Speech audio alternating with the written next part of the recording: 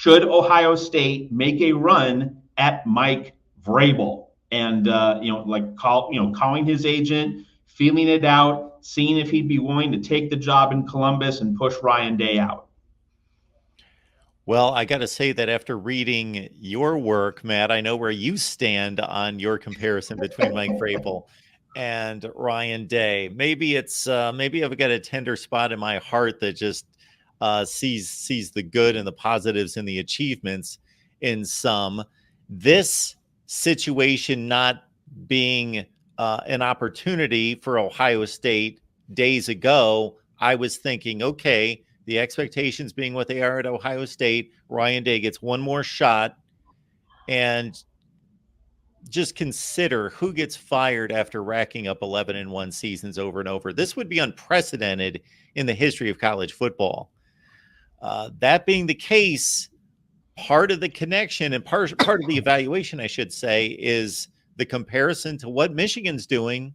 So if Michigan was mired in an 8-4 rut, but Ohio State was still going to New Year's Six games at 11-2, a lot of Buckeye fans wouldn't be happy with that, but we'd still have Michigan in their place. But that's not where we're at. Michigan has surpassed Ohio State, and Ryan Day is on a hot seat. I think Buckeye fans would be overjoyed with that. We know that Mike Vrabel, despite a 6-11 season, this year's done really nice things with Tennessee, and especially with not just the losses mounting against Michigan, but in the way the persona of the two programs has been the narrative of the physicality, and Mike Vrabel is that guy. And of course, he's a Buckeye. Man, that's a tough call. I don't think that they can pass on that opportunity.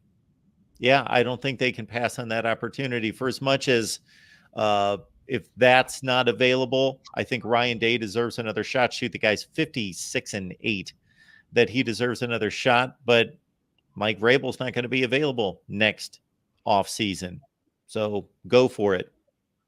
That's right. It's a unique window, but now in terms of the politics, and I did not write about this at Trojans Wire earlier today when talking about the coaching carousel and these scenarios, including Vrabel. But the thing I didn't write about is that Gene Smith is stepping down as Ohio State's athletic director at the end of June.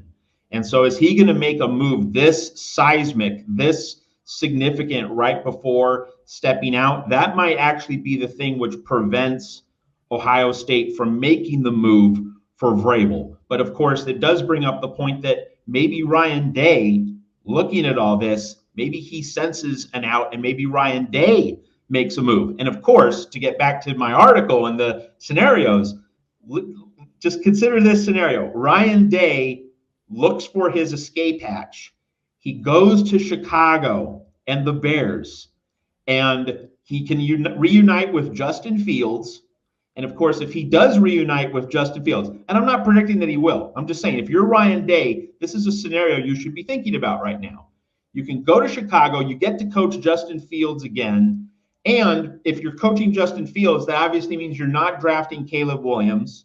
It means you're trading down from number 1, maybe to number 2 in Washington, maybe to number 3 in New England, and you can get Marvin Harrison Jr. So you could have Ryan Day, Justin Fields, Marvin Harrison Jr. all together on the same NFL team. And so if you're Ryan Day, I'm not talking about Ohio State, if you're Ryan Day and you want to scratch that NFL itch, wouldn't that be exactly the kind of scenario you'd want? I mean, exactly the kind of scenario other than, coaching Justin Herbert with the Chargers. But that's not realistic. That's either going to be Harbaugh, could be Belichick, could be Mike Vrabel. Like the elites, an elite coach is going to get the Charger job, almost certainly. If you're Ryan Day and you want that portal to the NFL, you want your chance to cut your teeth in the NFL, get a taste of it, because you know that these opportunities don't just come around all the time.